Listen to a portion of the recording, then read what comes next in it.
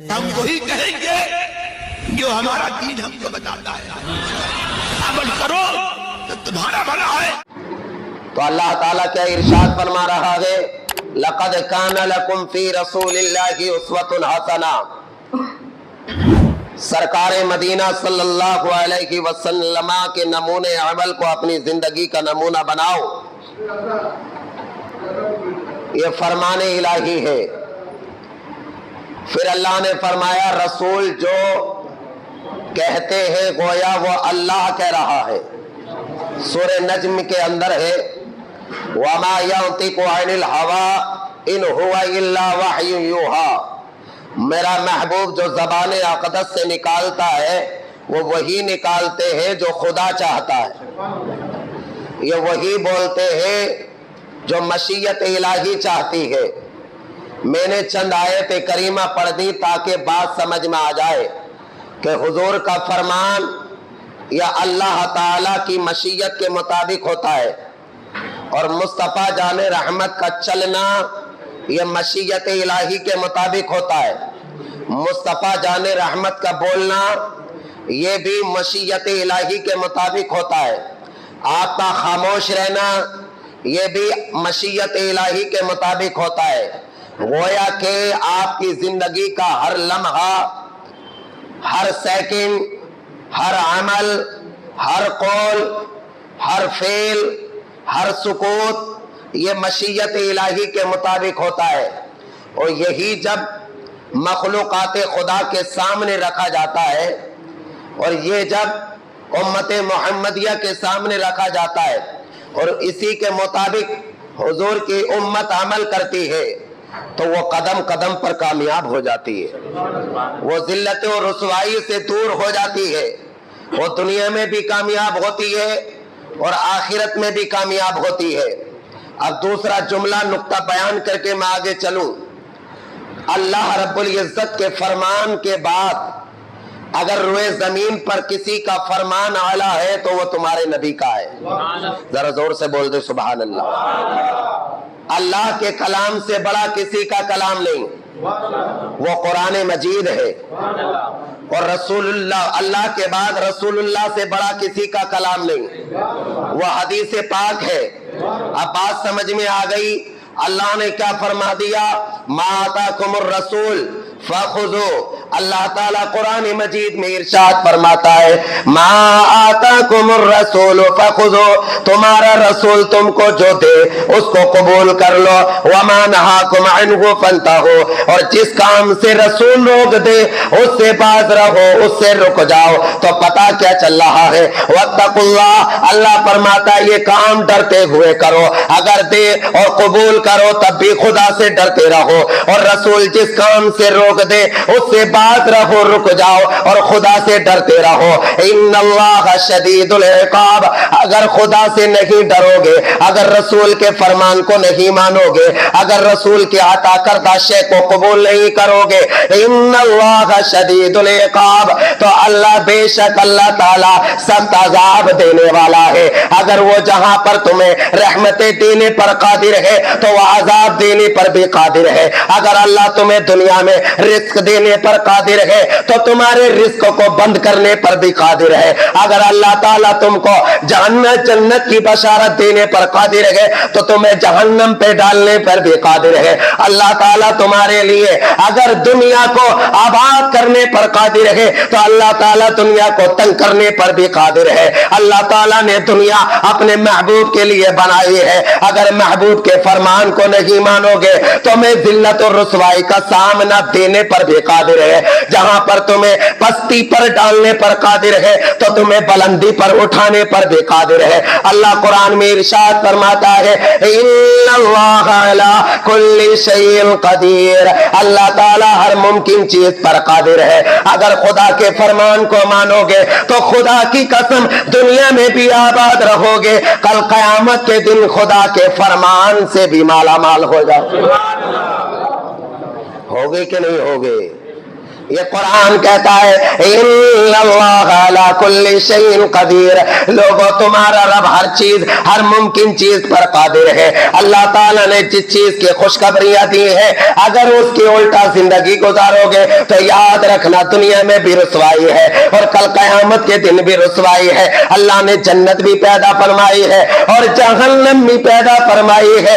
اللہ جنتیوں کو جنت میں ڈالے گا اور جہنمیوں کو جہنم میں ڈال دے گا۔ اب دیکھنا یہ ہے ہم اللہ کے فرمان کے مطابق زندگی گزار رہے کہ نہیں گزار رہے، رسول اللہ کے نمونے عمل کے مطابق ہم زندگی گزار رہے کہ نہیں گزار رہے۔ اللہ نے فرمایا ما آتاکم الرسول فخذوہ وما نہاکم عنہ فانتہوا، رسول جو دے دے اس کو قبول کر لو اور جس کام سے روک دے اس سے باز رہو، یہی تمہاری زندگی کے لیے کامیابی ہے۔ یاد رکھنا میرا فرمان قرآن میں ہے، اسے بتائے گا مصطفیٰ، میرا فرمان قرآن میں ہے اسے بتائے گا مصطفیٰ، میرے احکام قرآن میں ہے اسے بتائے گا مصطفیٰ، اور جو فرمان مصطفیٰ قرآن میں نہ ملے وہ حدیث پاک میں مل جائے گا، اس پہ عمل کرنے گا، دنیا میں بھی کامیاب ہو جاؤ گے اور کل قیامت کے دن بھی کامیاب ہو جاؤ گے۔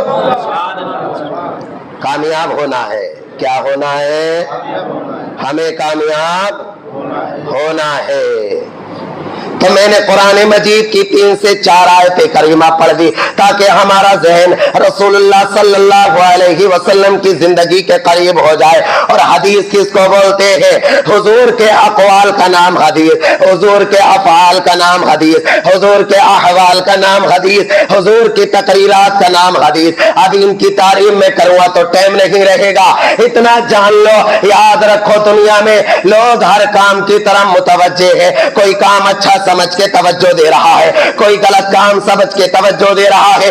ایک قرآن کی آیت کریمہ پڑھو، وہ نشہ بھی ہمارا ختم ہو جائے گا۔ 16واں پارہ ہے، سورہ مریم کی آخری آیت کریمہ ہے۔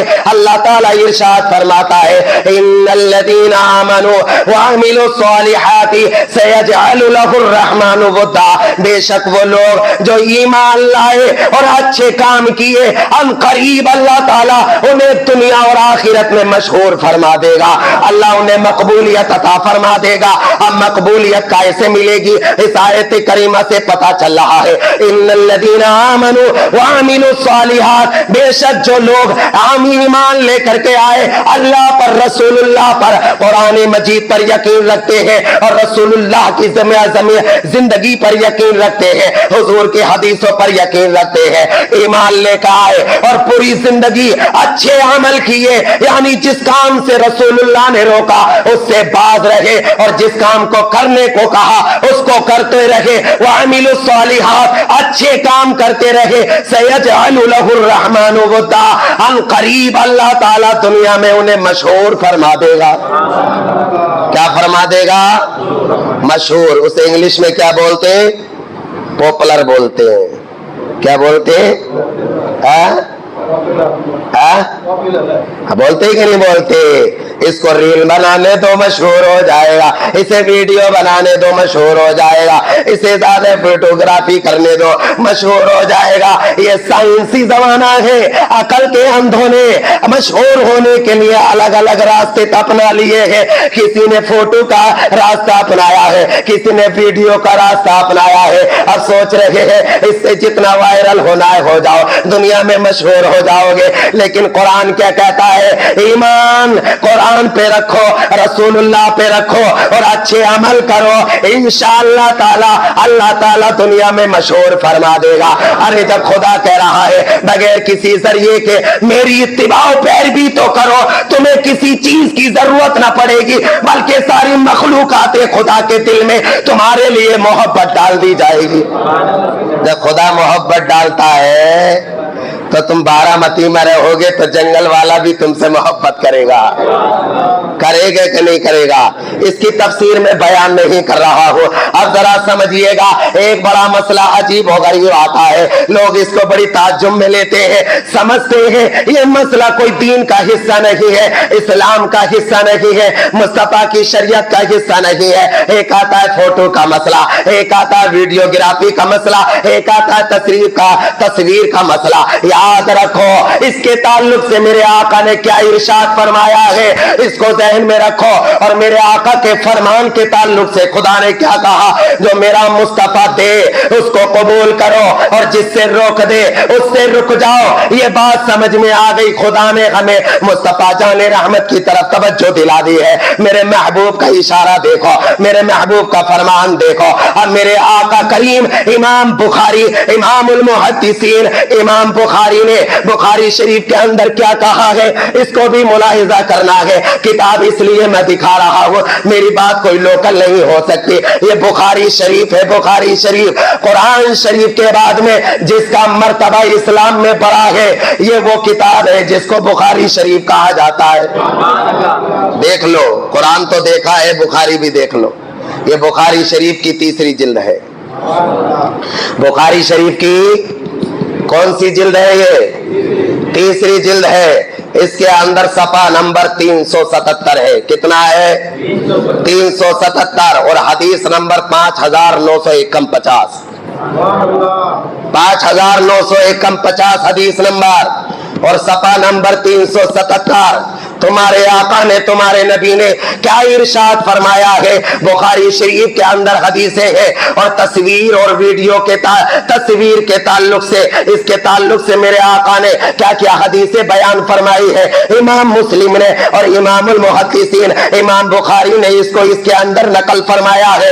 درجنوں حدیثیں اس کے اندر منقول ہے، اور پہلی حدیث میں پڑھو، وہ باب التصویر کی پہلی حدیث پاک ہے۔ میرے آقا کریم نے ارشاد فرمایا، عن ابن عباس عن ابی طلحہ رضی اللہ تعالی عنہما، آقا کریم کے پیارے صحابی حضرت عباس کے بیٹے عبداللہ، ان سے روایت ہے، اور وہ روایت کرتے ہیں حضرت ابو طلحہ سے۔ حضرت ابو طلحہ کہتے ہیں، قال النبی صلی اللہ علیہ وسلم، آقا کریم نے ارشاد فرمایا، لا تدخل الملائکۃ بیتا فیہ کلب ولا تصویر۔ آقا نے ارشاد فرمایا ہے، جس گھر میں تصویر یا کتا ہوتا ہے اس گھر میں رحمت کے فرشتے داخل نہیں ہوتے۔ اس گھر میں رحمت کے فرشتے کون سے گھر میں داخل نہیں ہوتے؟ حدیث نمبر 5951، یہ حدیث باب التصویر کی پہلی حدیث پاک ہے۔ اس کے اندر ہے دھوپ نیچے سے دوپر والی حدیث ہے، میں نے اس کو ہی پڑھا ہے۔ آقا کریم نے کیا ارشاد فرمایا تمہارے نبی نے، لا تدخل الملائکۃ بیتا فیہ، اس گھر میں رحمت کے فرشتے داخل ہی نہیں ہوتے جس گھر میں کلب ولا تصویر، جس گھر میں کتا اور تصویر ہوتی ہے۔ ذرا اونچا بول دو، کیوں گھبرا رہے ہو؟ حضور کی بات ماننی ہے، اپنی بات ماننی ہے؟ کس کی بات ماننی ہے؟ تم کو غلط بات سے بچایا جا رہا ہے تاکہ یہ کام ہم سے ہو گیا ہو تو ہو سکتا اللہ کی رحمت کے فرشتے ہمارے گھروں میں نہیں آ رہے ہوں گے، ہم اس سے بعد آ جائیں گے، عمل ہو جائے گا، تصویر ہٹا دیں گے اور آوارہ کتوں کو نکال کے پھینک دیں گے، تو سمجھ لینا اللہ کی رحمت قریب آ جائے گی۔ تم کو رحمت کے قریب کیا جا رہا ہے۔ کس کے قریب کیا جا رہا ہے؟ قریب کیا جا رہا ہے۔ اور مسئلہ میں بیان کر دو، مسئلہ بیان کر دو، اگر تصویر تکریم اور عزت کی نیت سے لگائی تو یہ ناجائز و حرام ہے، اس کو اتارنا ہی پڑے گا۔ یاد رکھو، رحمت کے فرشتے اگر اپنے گھروں میں منگانے ہیں اللہ کے حکم کے مطابق تو تمہیں تصویریں ہٹانا پڑے گا۔ اس لیے حضور کا فرمان ہے، لا تدخل الملائکۃ بیتا فیہ کلب ولا تصویر، رحمت کے فرشتے اس گھر میں آتے ہی نہیں جس گھر میں تصویر لگی ہو۔ ذرا زور سے بول دو، ارے گھبرا کیوں رہے ہو؟ یہ بخاری شریف ہے۔ میں کتاب اس لیے دکھا رہا ہوں تاکہ اطمینان ہو جائے، ایسے تو حدیث بغیر دیکھے پڑھ دیتا ہوں۔ سمجھ رہے کہ نہیں سمجھ رہے؟ پڑھ اس لیے رہا ہوں دکھا کے تاکہ تمہارے دل میں رسول اللہ کی بات بیٹھ جائے، پورے بارہمتی میں حضور کا فرمان پھیل جائے۔ دوسری حدیث پاک پڑھتا ہو، اب دوسری حدیث پاک سنیے، یہ تو لگانے کے تعلق سے اور گھر میں آوارہ کتوں کے پالنے کے اعتبار سے ہے۔ اب ذرا سنیے گا، ایک دوسری حدیث پاک، اس کی اگلی حدیث پاک ہے اور صفحہ نمبر 378 ہے۔ آقا کریم کا ارشاد سنے، عن مسلمین قال كنا مع مسروق فی داری یسار ابن یسار فراء فی صفتہ تماثیل. حضرت امام مسلم حضرت مسلم کا بیان ہے. وہ کہتے ہیں ہم جو مسروق کے گھر میں بیٹھے ہوئے تھے, یسار بن یمیر کے گھر میں بیٹھے ہوئے تھے, اور مسروق نے کیا دیکھا؟ حضرت مسروق نے فراء فی صفتہ تماثیل, انہوں نے گھر کے آنگن میں, گھر کے صحن میں تصویروں کو لگا ہوا دیکھ لیا. قال سمعت عبداللہ, اور حضرت مسروق نے کہا میں نے حضرت عبداللہ بن مسعود کو کہتے ہوئے سنا ہے. قال سمعت النبی صلی اللہ علیہ وسلم, اور حضرت عبداللہ بن مسعود نے آقا کریم کے فرمان کو سنا ہے, اور آقا کریم فرماتے ہیں یقول, آقا نے ارشاد فرمایا ان اشد الناس عذابا عند اللہ یوم القیامت المصورون. حضرت عبداللہ بن مسعود کہتے ہیں آقا نے ارشاد فرمایا, اور آقا کی زبان اقدس میں یہ کلمات تھے ان اشد الناس عذابا عند اللہ. لوگوں یاد رکھو اللہ کل قیامت کے دن سخت عذاب دینے والوں میں سخت عذاب جو ہے کل قیامت کے دن تصویر بنانے والوں کو بھی دے گا. کس کو دے گا؟ یہی اگلی حدیث ہے, اسی کے اندر اب ڈبل دکھانے کی ضرورت نہیں ہے. اب ذرا دیکھیں ان اشد الناس عذابا عند اللہ, اللہ تعالیٰ کل قیامت کے دن سخت عذاب دینے والوں میں سے جن کو عذاب دیا جائے گا ان میں سے سخت عذاب تصویر بنانے والوں کو بھی دیا جائے گا. اور اس میں کوئی شک نہیں ہے جو گناہ کرنے پر قادر ہے اور کروانے والے پر بھی قادر ہے. جو بنائے گا وہ بھی گناہ کا مرتکب ہے, اور جو بنوائے گا وہ بھی گناہ کا مرتکب ہے. اس حدیث کے نیچے لکھا ہوا ہے کہ جو بنائے گا وہ بھی گناہ کا مرتکب, اور جو بنوائے گا وہ بھی کیا ہے؟ گناہ کا مرتکب. اب ذرا سمجھ رہے, ایک حدیث پاک اور میں پڑھ دوں تب بات سمجھ میں آئے گی. عن عبد اللہ بن عمر رضی اللہ تعالی عنہما, حضرت نافع بیان کرتے ہیں, وہ کہتے ہیں حضرت عمر کے بیٹے عبداللہ انہوں نے آقا کریم کی حدیث پاک بیان کی ہے. اخبرہ ان رسول اللہ صلی اللہ تعالی علیہ وسلم الذین یصنعون یعذبون یوم القیامہ. حضرت عمر کے بیٹے حضرت عبداللہ کہتے ہیں آقا کریم نے ارشاد فرمایا کیا وہ لوگ جو تصویر کو بناتے ہیں کل قیامت کے دن یعذبون یوم القیامہ, کل قیامت کے دن ان کو سخت عذاب اللہ تعالیٰ دے گا. اور اگلا جملہ سنو, میرے آقا نے ارشاد فرمایا یقال لہ احیوا ما خلقتم, اور کل قیامت کے دن تصویر بنوانے والے اور بنانے والوں سے خدا کہے گا اس کے اندر جو ہے جان ڈال دو. یقال لہ احیوا ما خلقتم, تصویر بنوا تو لی اور بنا تو دی, اب میرے بندے ذرا اس کے اندر جان تو ڈال دے. ما یقال لہ احیوا ما خلقتم, اس کے اندر جان ڈال. کیا ڈال؟ اب بتاؤ تم ایمانداری سے کیا کوئی جان ڈال سکتا ہے خدا کے علاوہ؟ قبض قدرت کے علاوہ یہ کسی کو اختیار ہے یا نہیں ہے؟ ارے زور سے بول, نہیں ہے نا. تو بتاؤ اللہ کتنی وعید بیان, اللہ کے رسول کتنی وعید بیان فرمائے کل سخت عذاب دینے والوں میں سے عذاب ان کو دیا جائے گا. پہلی وعید. دوسری وعید یہ بنا تو لی, کل قیامت کے دن اللہ کہے گا ڈال, پر ڈال نہیں پائے گا. کیا کیوں نہیں ڈال پائے؟ اللہ کیوں اتنا ناراض ہے؟ اس کے تعلق سے محدثین کہتے ہیں یہ عمل جو ہے یہ رب تبارک و تعالی کے مد مقابل بنتا ہے, یہ خدا بننا سوچ رہا ہے. عملاً ارے جان تو خدا ڈالتا ہے نا. تصویر تو بنا دی, نقالی تو کی, لیکن نقالی کی تو پوری کرنا. ڈال جان اس میں, جب نہیں ڈال سکتا تو اس فعل سے باز آ جا. اس پر قادر ہمارا خدا ہے, اس پر قادر ہمارا خدا ہے. تو خدا بننے کی کوشش مت کر, تو خدا بننے کی کوشش مت کر. اس لیے اس حدیث سے پتا چلا یقال لہ احیوا ما خلقتم, کل قیامت کے دن اللہ کہے گا اس کے اندر جان ڈال, لیکن وہ جان ڈال نہیں پائے گا. بتاؤ کتنا سخت عذاب ہوگا. اللہ ہمیں ان کاموں سے بچنے کی توفیق عطا فرمائے. اب یہ میں نے بخاری شریف کی 3 حدیثیں پڑھ دی اور ایک حدیث پاک سن لیجئے. حضرت عمران بن حطار رضی اللہ تعالیٰ عنہ سے روایت ہے. حضرت عائشہ کہتی ہیں آقا کریم صلی اللہ علیہ وسلم اب اپنے شان اقدس کے اندر تشریف لے کر کے آئے. لم تکن یترکو بیتن شیئن فیہ تسالیب. حضرت عائشہ کہتی ہیں تمہارے نبی گھر کے اندر تشریف لے کے آتے اور جب کوئی تصویر کو دیکھ لیتے تو آقا کریم اس کو توڑ کے پھینک دیتے. الا نقضہ، آقا کریم گھر میں تشریف لاتے اور مجھے کوئی تصویر چھپی چیز کوئی دیکھ کے چلا جاتا تو آقا کریم سختی کے ساتھ اسے توڑ دیتے. کیا کرتے؟ توڑ دیتے، اس کا نقشہ ہی بگاڑ دیتے اور اس کو توڑنے کے بعد الا نقضہ پھینک دیتے اس کو.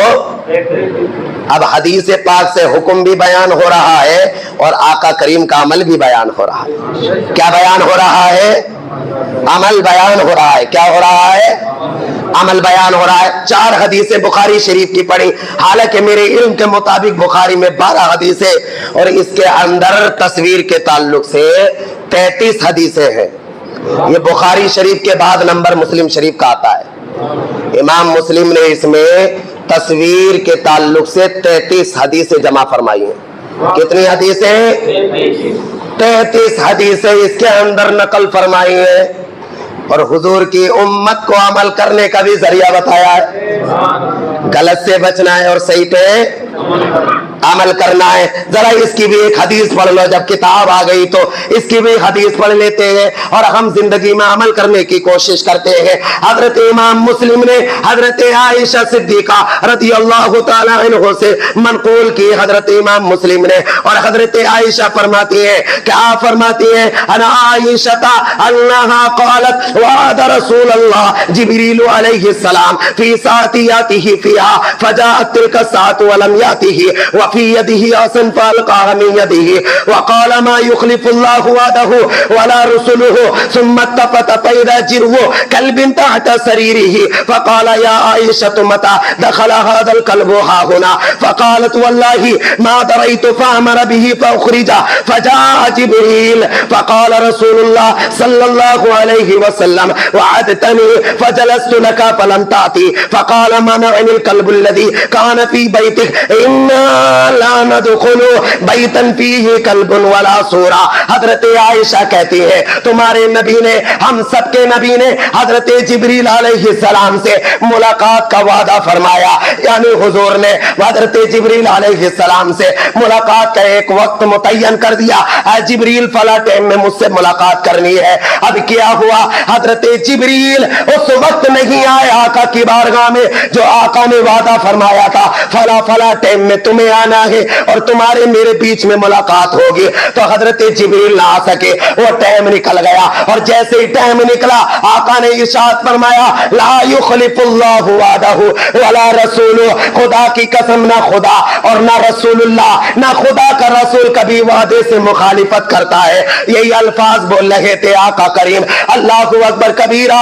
اتنے میں کیا ہوا؟ حضرت جبریل علیہ السلام حضرت عائشہ سے میرے آقا نے ارشاد فرمایا عائشہ، یہ میرے آقا کا. حضرت عائشہ کہتی ہیں سمت تفتا، آقا کریم نے اپنی نظر گھمائی اور آقا کریم نے جیسے ہی گھر کے اندر نظر گھمائی الا تحت الا سریری، ایک تختے کے نیچے کتے کا بچہ بیٹھا ہوا تھا اور آقا کریم نے کہا فقالت واللہ فقالت یا عائشہ متی دخل هذا الكلب ها هنا، اے عائشہ یہ کتے کا بچہ کیا تم نے نیچے بٹھایا ہے؟ تو حضرت عائشہ کہتے ہیں یا رسول اللہ واللہ ما دریت، مجھے اس بات کا علم نہیں ہے. فامر به فاخرج، یا رسول اللہ کہتی ہیں میں نے اتنا کہا مجھے پتا نہیں یہ کتے کا بچہ تخت کے نیچے کیسے آ گیا، مجھے اس کا علم نہیں ہے. اور آقا کریم کہتی ہیں آقا نے حکم دیا کہ اس کو نکال دو. فاخرجا، تو میں نے اس کو نکال دیا. اتنے میں کیا ہوا؟